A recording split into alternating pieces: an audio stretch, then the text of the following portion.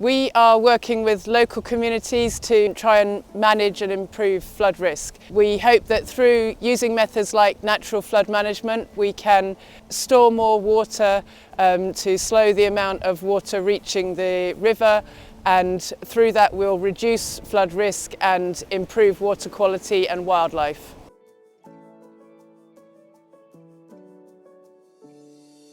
This is a piece of farmland that's been sown with a winter crop. The crop isn't very well established, and that means the soil isn't held together. So the soil is running off this field and depositing down at the bottom, and we find it goes onto roads and blocks up drains and culverts, and then you get water backing up and causing flooding issues.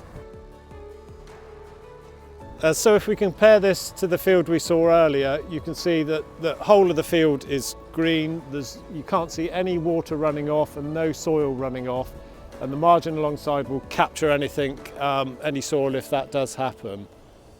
Where water does run off from the land, we're trying to hold back the water by creating storage features. Here we've created a ponded feature which has stored nearly 20 centimetres of water, which is prevented from flowing downstream where it might flood. We've installed a series of leaky dams in the river to hold back the water, to slow the flow and mean it doesn't deliver water downstream too quickly and cause flooding.